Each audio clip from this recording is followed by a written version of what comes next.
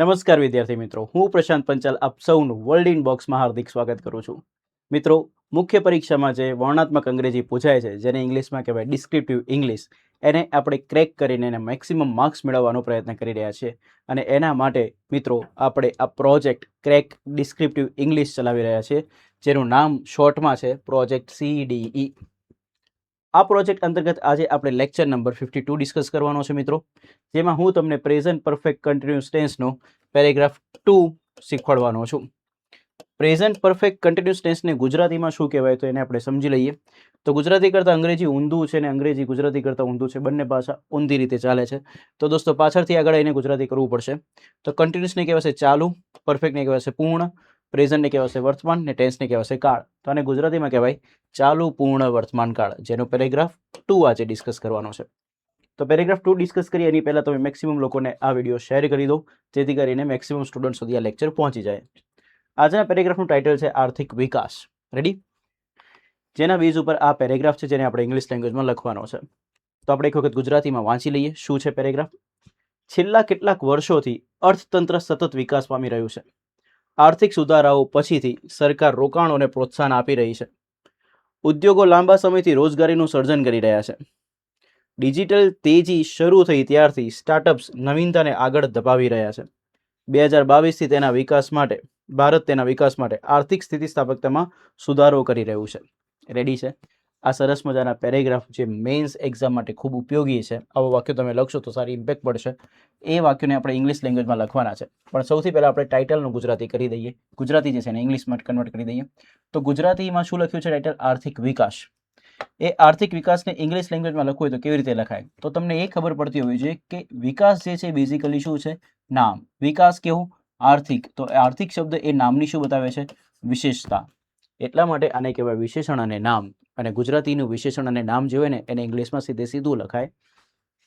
તો વિકાસને ઇંગ્લિશમાં શું કહેવાય? તો ડેવલપમેન્ટ કહેવાય. અને આર્થિકને કહેવાય ઇકોનોમિક. તો આનું ઇંગ્લિશમાં ટાઇટલ બનશે ઇકોનોમિક ડેવલપમેન્ટ. શું બને ટાઇટલ? Economic development. તો આ આજના પેરેગ્રાફનું ટાઇટલ છે.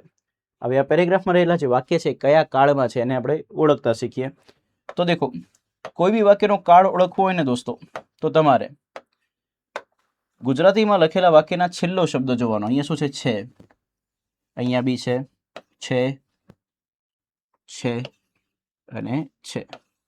જ્યારે ગુજરાતી ભાષાના કોઈ બી વાક્યો જેમાં છું, છે, છીએ, છો આવા શબ્દો લખેલા હોય ને તો એ વાક્ય વર્તમાન કાળમાં માનવામાં આવે. વર્તમાન કાળ એટલે કે અત્યારનો સમય. હવે વર્તમાન કાળમાં કેવી ક્રિયા છે એના વિશે વાત કરીએ. તો પામી રહ્યું છે, આપી રહી છે, સર્જન કરી રહ્યા છે, આગળ ધપાવી રહ્યા છે, સુધારો કરી રહ્યું છે. તમને આવો ખ્યાલ હશે જો તમે લેક્ચર નંબર 1 થી લઈને અત્યાર સુધી મારી સાથે જોડાયેલા હશો. તો જો ક્રિયાની અંદર રહી, રહ્યા, રહ્યું, રહ્યો આવે તો એ ક્રિયા ચાલુ માનવામાં આવે. તો આ વર્તમાન કાળમાં ક્રિયા ચાલુ છે. હવે પ્રશ્ન એ છે કે અંગ્રેજી ભાષામાં જ્યારે ચાલુ ક્રિયા લખવી હોય તો એના માટે બે કાળ બનેલા છે. એક છે ચાલુ કાળ અને એક છે ચાલુ પૂર્ણ કાળ. ડન? હવે ચાલુ પૂર્ણ કાળમાં ક્રિયા લખવી કે ચાલુ કાળમાં ક્રિયા લખવી નક્કી કઈ રીતે થાય? તો એ નક્કી થશે વાક્યમાં આપેલી માહિતી પરથી. જો વાક્યમાં ક્રિયાનો સમયગાળો અથવા તો ક્રિયાની શરૂઆતનો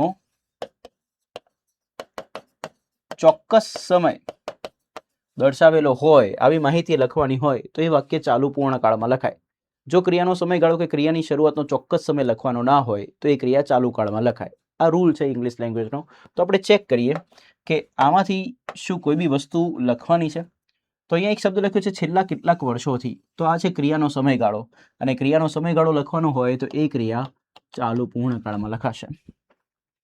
આમાં લખ્યું છે આર્થિક સુધારાઓ પછીથી. તો સરકાર પ્રોત્સાહન તો આપી રહી છે રોકાણોને, પણ ક્યારથી? આર્થિક સુધારાઓ પછીથી. તો આ ક્રિયાની શરૂઆતનો ચોક્કસ સમય છે, એટલા માટે ક્રિયા કયા કાળમાં લખાય? ચાલુ પૂર્ણ કાળમાં. લાંબા સમયથી. તો લાંબો સમય ક્રિયાનો શું છે? સમયગાળો છે. ડિજિટલ તેજી શરૂ થઈ ત્યારથી. તો આ ક્રિયાની શરૂઆતનો ચોક્કસ સમય છે. અને 2022થી આ બી ક્રિયાની શરૂઆતનો ચોક્કસ સમય છે. એટલે કે તમામ ક્રિયા ચાલુ તો છે, પણ એમાં કાં તો સમયગાળો લખવાનો છે કાં તો શરૂઆતનો ચોક્કસ સમય લખવાનો છે. અને આ વસ્તુ લખવાની હોય તો ફ્રેન્ડ્સ એ ચાલુ કાળમાં ના લખાય, એ ચાલુ પૂર્ણ કાળમાં લખાય.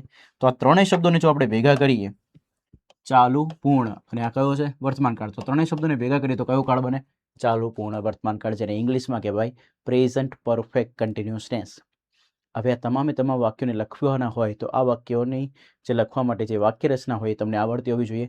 તો ચાલુ પૂર્ણ વર્તમાન કાળની વાક્ય રચના મેં તમને લેક્ચર નંબર 51માં બી શીખવાડેલી છે અને 50માં બી શીખવાડેલી છે. તો તમને યાદ હશે. કાળ પ્રમાણે હેવનું રૂપ, તો વર્તમાન કાળ પ્રમાણે હેવનું રૂપ લખવું પડશે અને વર્તમાન કાળ પ્રમાણે હેવનું રૂપ થાય દોસ્તો હેવ હેઝ. તો વર્તમાન કાળ પ્રમાણે હેવનું રૂપ ને એના પછી બે શબ્દ આવશે બીન અને ક્રિયાપદનું આઈએનજી વાળું રૂપ, એટલા માટે એને શોર્ટમાં કહેવાય બીન આઈએનજી. તો આપણા માટે વાક્ય રચના બનીશું have has been ING. Once again શું હેવ હેઝ બીન આઈએનજી. તો આ તમામે તમામ વાક્યમાં જેટલા બી ક્રિયાપદો છે એને લખવા માટેની વાક્ય રચના શું બનશે હેવ હેઝ બીન આઈએનજી. તો એક એક વાક્યને આપણે ફ્રેમ કરીએ દોસ્તો. તો છેલ્લા કેટલાક વર્ષોથી અર્થતંત્ર સતત વિકાસ પામી રહ્યું છે. તો પહેલા વોકેબ શીખી લઈએ. અર્થતંત્ર, અર્થતંત્રને કહેવાય ઇકોનોમી, અને ઇકોનોમી જે ટર્મ છે એની આગળ હંમેશા કયો આર્ટિકલ લાગે ધ, અને એટલા માટે એને કહેવામાં આવશે ધ ઇકોનોમી. ડન. વિકાસ પામવું, વિકાસ પામવાની ક્રિયાને કહેવાય ડેવલપ થવું. પછી બીજું લખવું હોય તો લખાય ગ્રો થવું. ઠીક છે. તો અહીંયા વિકાસ પામવા માટે આપણે ઇકોનોમી માટે ગ્રો શબ્દ વધારે બેટર છે, તો આપણે લખીશું ગ્રો. હવે ગ્રોનું ભૂતકાળનું રૂપ એટલે કે V2 ફોર્મ થશે ગ્રીવ, જેમાં ઓની જગ્યાએ ઈ આવી જશે અને સ્પેલિંગ બનશે GREW, અને એનું V3 ફોર્મ થશે ગ્રોન, GROWN. ઓરિજિનલ સ્પેલિંગ છે ને એની પાછળ એન લગાવી દેવાનું એટલે V3 બની જશે ગ્રોન. રેડી. અને કદાચ આઈએનજી વાળા ફોર્મની જરૂર પડે તો ગ્રોનું આઈએનજી વાળું ફોર્મ થશે ગ્રોઈંગ. તો ફ્રેન્ડ્સ હું તમને અહીંયા જેટલા બી ક્રિયાપદ આવશે એ બધાના દરેક રૂપ શીખવાડું છું. તો ફ્રેન્ડ્સ આટલી બધી મહેનત તમારા માટે થઈ રહી છે બીકોઝ તમારે મેન્સ એક્ઝામને પાસ કરવાની છે. પ્રિલિમ નહીં, પ્રિલિમ તો થશે જ, પ્રિલિમની સાથે સાથે શું પાસ કરવાની છે મેન્સ. રેડી. સતત, સતતને કહેવાય કોન્સ્ટન્ટલી. શું કોન્સ્ટન્ટલી. ડન. અને બીજું કહેવાય તો સ્ટેડીલી બી કહી શકાય, સ્ટેડીલી અથવા તો કોન્સ્ટન્ટલી. ડન. તો આ બંનેમાંથી કોઈ બી શબ્દ આપણે લખી શકાય છે સ્ટેડીલી અથવા તો કોન્સ્ટન્ટલી. છેલ્લા કેટલાક વર્ષોથી, તો આ ક્રિયાનો સમયગાળો છે ને સમયગાળો દર્શાવવા માટે મેં અગાઉના લેક્ચરમાં બી કહેલું છે શું લખવું પડે ફોર. છેલ્લા કેટલાક વર્ષો, તો વર્ષો નામ છે પણ વર્ષો કેવા તો છેલ્લા કેટલાક, તો આ વિશેષણ થયું ને આ નામ થયું. વિના કેવી લખાય સીધે સીધી, તો છેલ્લાકને કહેવાય લાસ્ટ, કેટલાકને કહેવાય ફ્યુ અને વર્ષોને કહેવાય યર્સ. હવે નિયમ એવો છે કે જ્યારે તમે સમયગાળા માટે લાસ્ટ કે નેક્સ્ટ લખો છો ત્યારે એની આગળ હંમેશા કયો શબ્દ આવે ધ આર્ટિકલ આવે. તો શું બનશે four the last few years. Done. કેટલાકને સમ લખવું હોય તો બી લખી શકાય બટ બેટર વર્ડ છે કયું ફ્યુ. તો છેલ્લા કેટલાક વર્ષોથી અંગ્રેજી થશે for the last few years. Ready. So I have taught you all vocabs of this sentence. આ વાક્યના જેટલા બી વોકેબ્સ છે મેં તમને સમજાવી દીધા, એના સ્પેલિંગ બી સમજાવી દીધા છે. હવે આ વાક્યને આપણે ઇંગ્લિશમાં ફ્રેમ કરવાનું થશે. ઇંગ્લિશમાં કોઈ બી વાક્ય ફ્રેમ કરવું તો જરૂર પડશે દોસ્તો કર્તાની, ને કર્તા માટે પ્રશ્ન પૂછવો પડશે કોણથી. તો ચલો પ્રશ્ન પૂછો કોણ સતત વિકાસ પામી રહ્યું છે. તો જવાબ મળે છે અર્થતંત્ર, તો કર્તા થઈ ગયો અર્થતંત્ર, તો આવશે ધ ઇકોનોમી. રેડી. હવે કયા કાળમાં છે એની ચર્ચા ઓલરેડી કરી દીધી છે વર્તમાન કાળ છે, રહ્યું ચાલુ ક્રિયા છે અને ક્રિયાનો સમયગાળો આપ્યો છે એટલે ચાલુ પૂર્ણ વર્તમાન કાળમાં લખાશે, જેની વાક્ય રચના થશે હેવ હેઝ બીન આઈએનજી. હવે હેવ આવે કે હેઝ આવે વાક્યમાં એ કર્તા પરથી નક્કી થાય. જો કર્તા સિંગ્યુલર હશે તો હેઝ આવશે, કર્તા પ્લુરલ હશે તો હેવ આવશે. હવે ધ્યાન આપજો. ઇકોનોમી કેવું નામ છે સિંગ્યુલર, તો સિંગ્યુલર સાથે ઓફિસર્સ આવશે હેઝ અને એટલા માટે આવશે હેઝ. પછી આવશે બીન અને ક્રિયાપદનું આઈએનજી વાળું રૂપ. વિકાસ પામવા માટે શબ્દ લખ્યો ગ્રો, તો ગ્રોનું આઈએનજી થશે શું ગ્રોઈંગ. રેડી. હવે કર્મ છે કે નહીં એને ચેક કરી લઈએ. કર્મ માટે પ્રશ્ન પૂછવો પડશે શું અર્થતંત્ર સતત શું વિકાસ પામી રહ્યું છે. જવાબ નથી મળતો. અર્થતંત્ર કોને વિકાસ પામી રહ્યું છે, જવાબ નથી મળતો. તો કર્મ આપેલો નથી. શું કે કોનેથી પ્રશ્ન પૂછતા જવાબ ના મળે તો કર્મ આપેલો નથી. તો વધેલા શબ્દોને કહેવાય છે અન્ય શબ્દો. તો અન્ય શબ્દોમાં શું શું વસ્તુ છે એ જોઈ લઈએ. એક છે છેલ્લા કેટલાક વર્ષોથી અને બીજો શબ્દ છે સતત. હવે આ સતત શું છે ખબર છે, એ વિકાસ પામવાની ક્રિયા કેવી રીતે થાય છે એની વિશેષતા બતાવે. અને અંગ્રેજી ભાષાનો નિયમ છે જે શબ્દ ક્રિયાની વિશેષતા બતાવે ને એને કહેવાય ક્રિયા વિશેષણ. ક્રિયા વિશેષણને ઇંગ્લિશમાં કહેવાય એડવર્બ. શું કહેવાય એડવર્બ. તો તો સતત આપણા માટે એડવર્બ છે, ક્રિયા વિશેષણ છે. તો એને ક્યાં લખીશું? તો ક્રિયા દર્શાવતા શબ્દની પછી લખી નાખીએ. તો અહીંયા શબ્દ બનશે સતતને કહેશે સ્ટેડીલી અથવા તો કોન્સ્ટન્ટલી. પછી વધેલા શબ્દો લખવા પડશે છેલ્લા કેટલાક વર્ષોથી, અને એનું શું લખાય? Four the last few years. તો આખું વાક્ય બન્યું the economy has been growing steadily four the last few years. Confirm છે? ઓકે. સો આઈ હોપ તમારો વાક્ય બી ઇમ્પ્રૂવ થયા હશે, તમને વાક્ય ફ્રેમ કરતા આવડ્યું છે. નેક્સ્ટ સેન્ટેન્સ તરફ આગળ વધીએ. આર્થિક સુધારાઓ પછીથી સરકાર રોકાણોને પ્રોત્સાહન આપી રહી છે. તો વાક્ય જોઈ લઈએ. પ્રોત્સાહન આપવું. પ્રોત્સાહન આપવાની ક્રિયાને કહેવાય પ્રમોટ કરવું. પછી બીજો એક શબ્દ છે એન્કરેજ કરવું. લેક્ચર નંબર 51માં પ્રોત્સાહન શબ્દ આવેલો છે, તો એના માટે આપણે પ્રમોટ લખ્યું. તો આજના લેક્ચરમાં આપણે એન્કરેજ લખીએ. તો એન્કરેજ. હવે એનું V2 ને V3 બનાવવું તો આ ઈ ની પછી ડી લગાવી દેવાનું, એટલે શબ્દ બનશે એન્કરેજડ. ડન. V2 અને V3 ડી લગાવવાથી બને. અને આઈએનજી બનાવવું હોય તો ઈ નીકળી જશે અને આઈએનજી લાગશે અને શબ્દ બનશે એન્કરેજિંગ. રેડી. રોકાણો. રોકાણને કહેવાય ઇન્વેસ્ટમેન્ટ. રોકાણો હોય તો એને કહેવાશે ઇન્વેસ્ટમેન્ટ્સ. તો એ શબ્દ બનશે ઇન્વેસ્ટમેન્ટ્સ. આર્થિક સુધારાઓ. તો આર્થિક સુધારાઓ માટે શબ્દ બને દોસ્તો સુધારાઓ નામ છે, અને એ કહેવા પાછા આર્થિક. આર્થિક એનું વિશેષણ છે. તો આર્થિક સુધારાને કહેવાય ઇકોનોમિક રિફોર્મ્સ. શું કહેવાય? Economic reforms.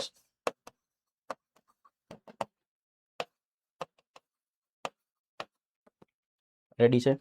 તો ઇકોનોમિક રિફોર્મ્સ. દેખો, કંઈક બનાવવાની ક્રિયાને કહેવાય ફોર્મ કરવું. શું કરવું? ફોર્મ. કંઈક બની ગયું હોય એમાં સુધારો કરીએ તો એને ફરીથી ફોર્મ કર્યું કહેવાય, એટલે એને કહેવાય રિફોર્મ. તો એના પરથી શબ્દો બને છે રિફોર્મ્સ. ડન. તો આર્થિક સુધારાઓને ઇંગ્લિશમાં કહેવાશે ઇકોનોમિક રિફોર્મ્સ. પછીથી માટે શબ્દ આવે છે સિન્સ. શું આવે? સિન્સ. કે ક્રિયા ક્યારથી એવી થાય છે? તો સિન્સ. ડન. આર્થિક સુધારાઓ પછીથી. તો સરકાર રોકાણોને પ્રોત્સાહન આપી રહી છે. ક્યારથી? તો આર્થિક સુધારાઓ પછીથી. તો આ ક્રિયાની શરૂઆતનો ચોક્કસ સમય છે, એના માટે કયો શબ્દ આવે? સિન્સ. તો એ વાક્યને લખીશું. કર્તાથી શરૂઆત થશે. પૂછો કોણથી પ્રશ્ન પૂછો. કોણ પ્રોત્સાહન આપી રહી છે? તો જવાબ આવે છે સરકાર. સરકારને ઇંગ્લિશમાં કહેવાય ગવર્મેન્ટ. જે એની આગળ હંમેશા કયો આર્ટિકલ લાગે? ધ. So the government. બીજા પાર્ટમાં આવશે ક્રિયાપદ. આપી રહી છે તો વર્તમાન કાળમાં ક્રિયા ચાલુ છે અને ચોક્કસ સમય આપેલો છે, એટલે ચાલુ પૂર્ણ વર્તમાન કાળમાં લખાશે, જેની વાક્ય રચના બનશે have has been ING. Government singular નામ છે તો એની સાથે આવશે હેઝ બીન. પ્રોત્સાહન આપવાની ક્રિયાને કીધું એન્કરેજ કરવું, તો એના પરથી શબ્દ બને એન્કરેજિંગ. રેડી. હવે કર્મ માટે કાં તો શુંથી પ્રશ્ન પૂછો અથવા કોનેથી પૂછો. સરકાર કોને પ્રોત્સાહન આપી રહી છે? તો જવાબ મળે છે રોકાણોને. તો આ કર્મ છે. કર્મના એન્ડમાં નો નાની નું આવે તો લખવામાં આવતું નથી. તો રોકાણોને ઇંગ્લિશમાં કહેવાશે ઇન્વેસ્ટમેન્ટ્સ. શું કહેવાય દોસ્તો? ઇન્વેસ્ટમેન્ટ્સ. ડન. હવે બાકી વધેલા શબ્દોને લખવાના છે. તો બાકી વધેલા શબ્દો અન્ય શબ્દોમાં શું છે? આર્થિક સુધારાઓ પછીથી. ક્યાંથી? આર્થિક સુધારાઓ પછીથી. તો એને ઇંગ્લિશમાં શું લખાય? સિન્સ. આર્થિક સુધારાને કહેવાશે ઇકોનોમિક રિફોર્મ્સ. તો આખું વાક્ય બનીશું the government has been encouraging investment since economic reforms. Clear છે? ઓકે દોસ્તો. સો નેક્સ્ટ સેન્ટેન્સ તરફ મૂવ ઓન થઈએ. ઉદ્યોગો લાંબા સમયથી રોજગારીનું સર્જન કરી રહ્યા છે. ઓકે. તો વાક્ય જોઈ લઈએ. ઉદ્યોગો. ઉદ્યોગોને કહેવાય ઇન્ડસ્ટ્રીઝ. શું કહેવાશે? ઇન્ડસ્ટ્રીઝ. સર્જન કરવું. સર્જન કરવા માટે શબ્દ આવશે દોસ્તો ક્રિએટ કરવું બી લખી શકાય. સર્જન કરવું એટલે કે શું કરવું? ક્રિએટ કરવું. ઠીક છે. એક કોઈ નવો શબ્દ હોય તો એ બી શીખી લઈએ. જનરેટ કરવું. ડન. ક્રિએટ કરવું, જનરેટ કરવું બંને શબ્દ સાચા છે. ક્રિએટનું V2 V3 બનાવવું હોય તો લખાશે ક્રિએટેડ. જનરેટનું V2 V3 લગાવવું હોય તો ફરીથી પાછળ ઈ ની પછી શું લાગી જશે? ડી. તો સર્જન કરવું એટલે ક્રિએટ કરવું અથવા તો જનરેટ કરવું. હવે એનું આઈએનજી બનાવવું હોય તો ઈ નીકળી જાય, આઈએનજી લાગે તો ક્રિએટનું બની જશે ક્રિએટિંગ અને જનરેટનું બનશે જનરેટિંગ.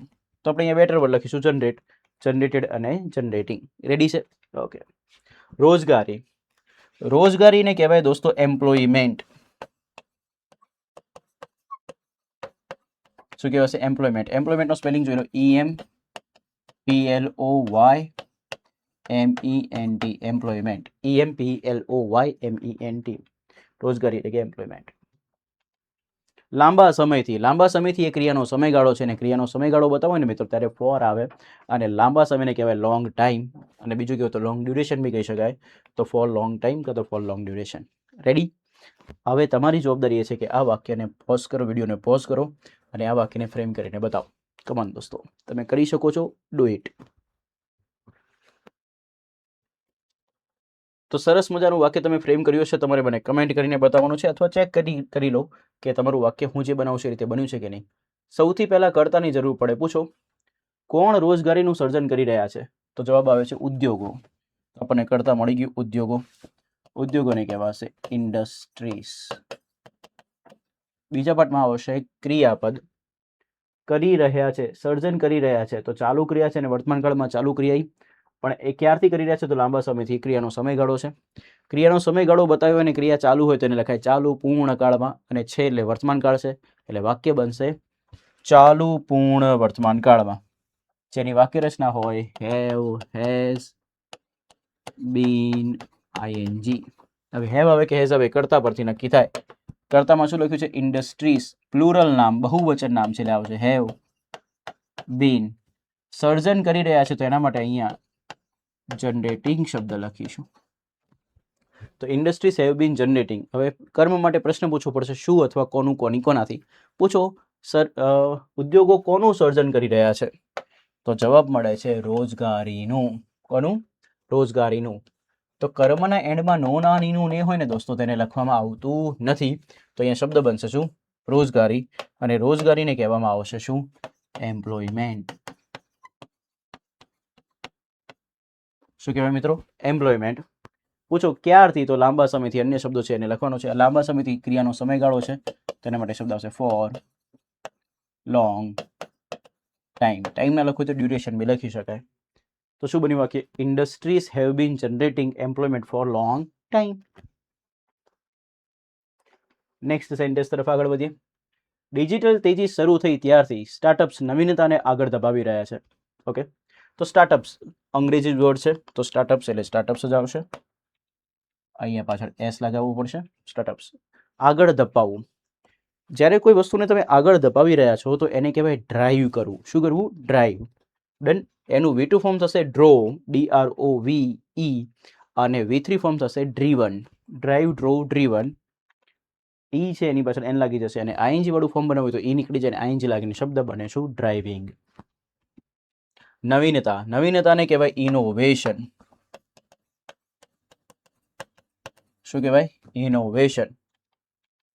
ઇનોવેશન. ડિજિટલ તેજી. આ સારો શબ્દ છે, મે બી તમારા માટે નવો શબ્દ હોઈ શકે, તમે સાંભળ્યો બી હોઈ શકે છે ક્યાંક ને ક્યાંક. ડિજિટલ તેજીને કહેવાય ડિજિટલ બૂમ. ગુજરાતી વાળી બૂમમાં બૂમ નહીં, હા, તેજી વાળી બૂમ. તેજીને ઇંગ્લિશમાં શું કહેવાય? બૂમ. તો ડિજિટલ બૂમ. ડિજિટલ બૂમ. શરૂ થવું. શરૂ થવાની ક્રિયા માટે શબ્દ આવે સ્ટાર્ટ લખી શકાય, બિગિન લખી શકાય. તો આપણે સારો શબ્દ નવો લખીએ બિગિન. બિગિનનું V2 ફોર્મ બનાવવું હોય તો બને બિગેન. શું બને? બિગેન. અને V3 ફોર્મ બનાવવું હોય તો બીગન. GAN છે ને એમાં GUN થઈ જશે, તો BEGUN. Begin, began, began. આ V2 છે અને આ V3 છે. સો મેં તમને જેટલી બી વસ્તુની જરૂર હતી બધી સમજાવી દીધી. હવે આ વોકેબનો ઉપયોગ કરીને આપણે આ સેન્ટેન્સને ફ્રેમ કરવાનો છે મિત્રો. તો સૌથી પહેલા કર્તાની જરૂર પડશે. પૂછો કોણ નવીનતાને આગળ ધપાવી રહ્યું છે? કોણથી પ્રશ્ન પૂછ્યો, જવાબ મળ્યું સ્ટાર્ટઅપ્સ. તો આપણા માટે કર્તા થઈ ગયો સ્ટાર્ટઅપ્સ. અહીંયા જનરલી આ હાઇફન લખવામાં આવે છે. ડન. સ્ટાર્ટઅપ્સ. હવે કઈ ક્રિયા કરવામાં આવી રહી છે? તો આગળ ધપાવી રહ્યા છે. તો હવે લાઈનને સમજજો.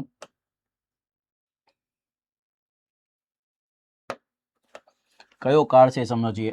આગળ ધપાવી રહ્યા છે, તો રહ્યા એટલે ચાલુ ક્રિયા છે એટલે વર્તમાન કાળમાં છે. પણ આ વર્તમાન કાળમાં ચાલુ ક્રિયા ક્યારથી છે? તો ડિજિટલ તેજી શરૂ થઈ ત્યારથી. તો આ ક્રિયાની શરૂઆતનો ચોક્કસ સમય છે. ચોક્કસ સમય હોય તો ચાલુ પૂર્ણ કાળમાં લખાય. કયા કાળમાં? ચાલુ પૂર્ણ. તો શું બને? ચાલુ પૂર્ણ વર્તમાન કાળ, જેની વાક્ય રચના શું આવે? Have, has, been, I N G. કરતા કોણ છે? સ્ટાર્ટઅપ્સ. પ્લુરલ નામ છે. પ્લુરલ નામ સાથે આવશે શું? હેવ, બીન, અને પછી આવશે આઈએનજી. આગળ ધપાવવાની ક્રિયાને કીધું ડ્રાઈવ, તો ડ્રાઈવનું આઈએનજી શું બનશે? ડ્રાઇવિંગ. તો સ્ટાર્ટઅપ્સ હેવ બીન ડ્રાઇવિંગ. હવે કર્મ માટે પ્રશ્ન પૂછો શું અથવા કોનેથી, પૂછો કોને આગળ ધપાવી રહ્યા છે, તો જવાબ આવે છે નવીનતાને. કર્મના એન્ડમાં નો નાની નું નહીં હોય તો એને લખવામાં નહીં આવતું, તો અહીંયા શબ્દ બનશે ઇનોવેશન્સ. ડન. હવે વધેલા શબ્દોને કહેવાય છે અન્ય શબ્દો. શું શબ્દો વધ્યા? ડિજિટલ તેજી શરૂ થઈ ત્યારથી. તો ફ્રેન્ડ્સ આ ક્રિયાની શરૂઆતનો ચોક્કસ સમય છે અને તમને મેં લેક્ચર નંબર 51માં શીખવાડેલું છે કે ક્રિયાની શરૂઆતનો ચોક્કસ સમય બતાવો ને મિત્રો, ત્યારે દોસ્તો હંમેશા સીન્સ લખવામાં આવે છે. શું લખવાનું આવે? સીન્સ. તો અહીંયા આવશે સીન્સ. પણ અહીંયા સીન્સ પછી જે છે ને એ કોઈ એક બે શબ્દ નથી, એક વાક્ય છે જેમાં કર્તા બી છે ને ક્રિયાપદ બી છે. ડિજિટલ તેજી શરૂ થઈ ત્યારથી. પૂછો કોણ શરૂ થયું? તો ડિજિટલ તેજી, તો એ કર્તા છે અને પછી ક્રિયા તરીકે શું છે? શરૂ થવું. શરૂ થવું એટલે કે બિગિન, એનું V2 ફોર્મ શું થશે? બિગિન. હવે તમને નિયમ યાદ હોય તો લાસ્ટ લેક્ચરમાં બી શીખવાડેલું છે કે સીન્સ પછી જો વાક્ય લખવાનું હોય ને તો મિત્રો એ વાક્ય હંમેશા સાદા ભૂતકાળમાં જ આવે અને સાદા ભૂતકાળમાં કર્તાના પછી સાદા ભૂતકાળનું રૂપ લખવું પડે, જેને અંગ્રેજીમાં V2 ફોર્મ કહેવાય. શું ફોર્મ કહેવાય? V2 form. તો કર્તા કોણ છે? તો કોણ શરૂ થઈ? ડિજિટલ તેજી. તો કર્તા તરીકે છે ડિજિટલ તેજી, તેને શું લખાશે? ડિજિટલ બૂમ.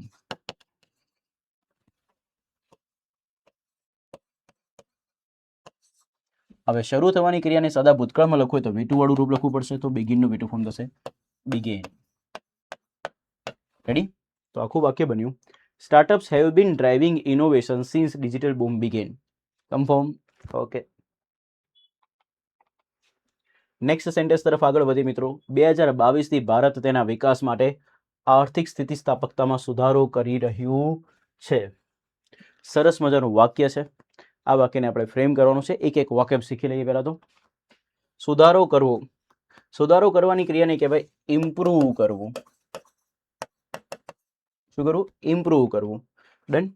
ઇમ્પ્રૂવનું V2 ને V3 બનાવવું તો પાછળ ed લાગી જાય અને શબ્દ બને ઇમ્પ્રૂવડ. ને ક્રિયાપદમાં ing નું રૂપ બનાવવું હોય તો ઈ નીકળી જાય ને ing લાગે તો શબ્દ બને ઇમ્પ્રૂવિંગ.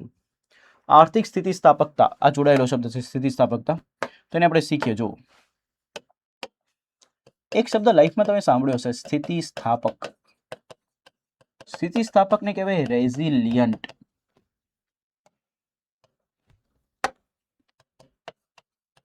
શું કહેવાય? રેઝિલિયન્ટ. ઠીક છે. એના પરથી શબ્દ બને છે સ્થિતિસ્થાપકતા. તો આ જે રેઝિલિયન્ટ શબ્દ છે ને મિત્રો, એમાં ટી નીકળી જાય અને CE લાગી જાય અને શબ્દ બને રેઝિલિયન્સ. શું બને? રેઝિલિયન્સ. તો સ્થિતિસ્થાપકતા એક નામ છે. સ્થિતિસ્થાપકતા કેવી? તો આર્થિક. એનું શું છે? વિશેષણ. તો વિના કેવી? સીધી. સીધી. તો આર્થિકને કહેવાય ઇકોનોમિક, સ્થિતિસ્થાપકને કહેવાય રેઝિલિયન્સ. તો શબ્દ બને શું? Economic resilience. ડન છે. હવે રેઝિલિયન્સનો સ્પેલિંગ આપણે તૈયાર કરવું હોય ને મિત્રો તો એને તોડી નાખવો પડે. તો ધ્યાનથી દેખો. RESILIENCE બની છે. ફરીથી RESILIENCE રેઝિલિયન્સ. ડન. રેઝિલિયન્સ શબ્દ આવે છે ક્યાંથી? રેઝિલિયન્ટમાંથી. ડન. ટી નીકાળ દો, સી લગાવી દો એટલે રેઝિલિયન્સ બની જાય, ટી લગાવો તો રેઝિલિયન્ટ થઈ જાય. ડન છે. ઓકે. ખૂબ સારો સ્પેલિંગ છે, નવો સ્પેલિંગ છે, તો પ્લીઝ એને તૈયાર કરી નાખજો. તેના વિકાસ. તેના વિકાસ. હવે તેના એટલે કોના? તો ભારતના. તો ભારત એક દેશનું નામ છે. દેશના નામ માટે હંમેશા છે ને ઈટ વપરાય. શું વપરાય? ઈટ. અને દેશના નામ માટે તેનું, તેની, તેના, તેનો આવા શબ્દોનો ઉપયોગ કરવો હોય તો ફ્રેન્ડ્સ આવશે એના માટે શબ્દ શું? ઇટ્સ. અને વિકાસને કહેવાય ગ્રોથ કાં તો ડેવલપમેન્ટ. આવું કંઈ બી લખી શકાય. તો શું બનશે? It's growth. 2022 થી. તો આ ક્રિયાની શરૂઆતનો ચોક્કસ વર્ષ બતાવે છે અને ચોક્કસ સમય કે ચોક્કસ વર્ષ બતાવતો આવશે સિન્સ. તો શબ્દ બનશે સિન્સ 2022. તો ફ્રેન્ડ્સ બન્યું સિન્સ 2022. તો બધા વાક્ય શીખી લીધા છે. હવે આ વાક્યને આપણે શું કરીએ? ફ્રેમ કરીએ તો આપણને આવડી જશે આરામથી.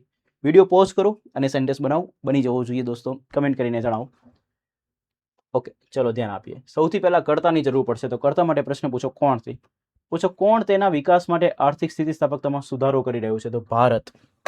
તો કર્તાના સ્થાને છે ભારત. ભારત એટલે કે ઇન્ડિયા.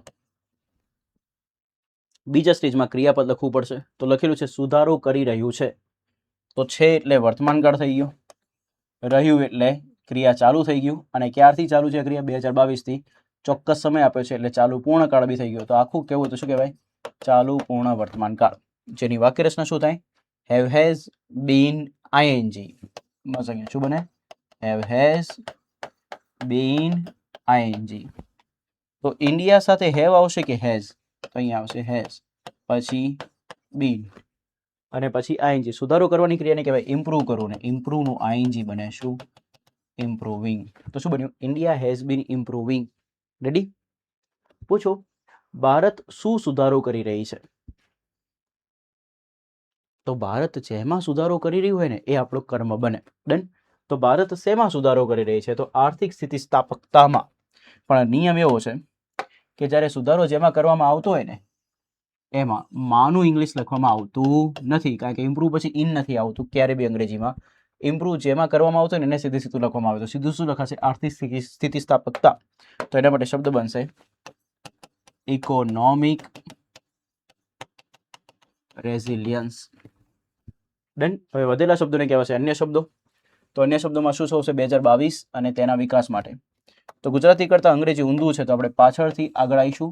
તો માટેની ઇંગ્લિશમાં કહેવાય ફોર, અને તેના વિકાસને કહેવાય ઇટ્સ ડેવલપમેન્ટ કાં તો ઇટ્સ ગ્રોથ. તો ફોર ઇટ્સ ગ્રોથ શું બાકી રહ્યું? 2022 થી. તો શું લખાશે? સિન્સ 2022. તો આખું વાક્ય શું બન્યું? India has been improving economic resilience for its growth since 2022. Ready છે ફ્રેન્ડ્સ? આ બધા જ વાક્યો છે ને મુખ્ય પરીક્ષામાં લખવા માટે ખૂબ જરૂરી છે. જ્યારે તમે પ્રેઝન્ટ પરફેક્ટ કન્ટિન્યુઅસ ટેન્સમાં તમે વાક્ય લખો છો તો એ વાક્ય ક્યાંક ને ક્યાંક ભૂતકાળથી શરૂ થયેલું હોય છે, અને જે અત્યાર સુધી વર્તમાનમાં કેવું હોય છે? ચાલુ હોય છે. એટલા માટે ફ્રેન્ડ્સ સિન્સ બી આવે છે અને ફોર બી આવે છે. સિન્સ ક્રિયાની શરૂઆતનો ચોક્કસ સમય બતાવે, ફોર ક્રિયાનો સમયગાળો બતાવે. ડન? તો સરસ મજાના પેરેગ્રાફને આજે આપણે ડિસ્કસ કર્યો છે, આર્થિક વિકાસના ઉપર આધારિત હતો. So thank you very much for watching this video friends. વિડીયોને મેક્સિમમ લાઇક કરો, શેર કરો, અને કમેન્ટમાં જણાવો કે તમારે આ લેક્ચર્સની સિરીઝમાં તમે કેટલા લેક્ચર્સ જોયા છે અત્યાર સુધી. ડન? મળીએ નેક્સ્ટ લેક્ચરમાં. Till then by, take care.